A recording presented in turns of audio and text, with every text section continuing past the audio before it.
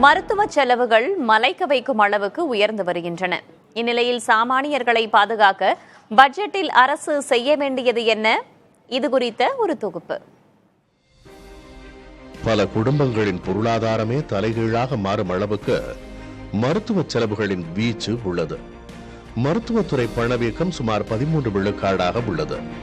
இது ஒட்டுமொத்த பணவீக்கத்தை விட அதிகம். பலர் சொத்துக்களை விற்றும் நகைகளை விற்றும் அதிக வட்டிக்கு கடன் வாங்கியும் மருத்துவ செலவுகளை சமாளிக்க வேண்டியுள்ளது. மருத்துவ செலவுகளை சமாளிக்க மத்திய மாநில அரசுகளின் காப்பீட்டு திட்டங்கள் ஆபத் பாந்தவனாக இருந்தாலும் அவற்றில் உள்ள நடைமுறை சிக்கல்களால் அனைவருக்கும் அரசின் காப்பீட்டு பலன் கிடைப்பதில் தடங்கல்கள் உள்ளன என்கின்றனர் மருத்துவர்கள். இத்தடைகள் களையப்பட வேண்டும் என்கின்றனர் அவர்கள். இந்தியாவில் புதிதாக உருவாகும் மருத்துவர்கள் அளவுக்கு படுக்கைகள் எண்ணிக்கை அதிகரிப்பதில்லை என்கிறார் இந்திய மருத்துவர்கள் சங்கத்தைச் சேர்ந்த டாக்டர் அபுல் ஹசன்.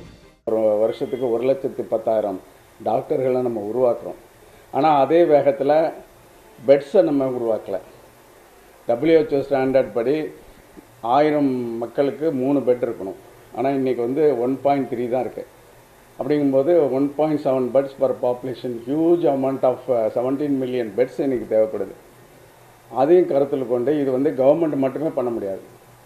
அதுபோல் அதுக்காக தான் நான் சொன்ன அந்த ஹெல்த் கேர் ஃபண்ட் மூலமாக ப்ரைவேட் செக்டார் டாக்டர்ஸு புதுசாக முடிச்சுட்டு வரவங்க மருத்துவமனை ஆரம்பிக்கிறதுக்கு ஹெல்ப் பண்ணாங்கன்னா, கவர்மெண்ட்டை பார்ட்னர் பண்ணி ஆரம்பித்தாங்கன்னா கண்டிப்பாக நம்ம பெட் ஸ்ட்ரென்த்து இன்க்ரீஸ் ஆகும். அது மூலமாக செலவுகள் குறைஞ்ச ஒரு மருத்துவ சிகிச்சை மக்களுக்கு போய் சேர்த்த முடியும்.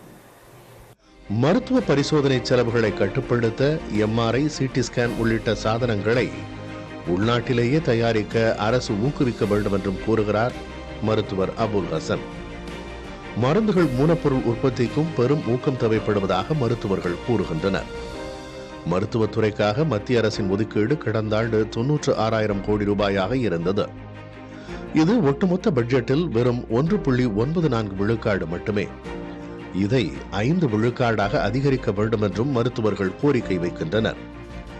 கடுமையான மருத்துவ செலவுகளால் ஒவ்வொரு ஆண்டும் 3 முதல் 4 கோடி இந்திய குடும்பங்கள் வறுமையின் பிடியில் சிக்குவதாக புள்ளி விவரங்கள் கூறுகின்றன.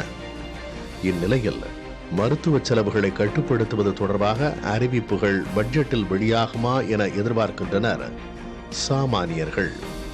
புதிய தலைமுறைக்காக ஈரோடு செய்தியாளர் மணிகண்டனுடன் சேஷகிரி.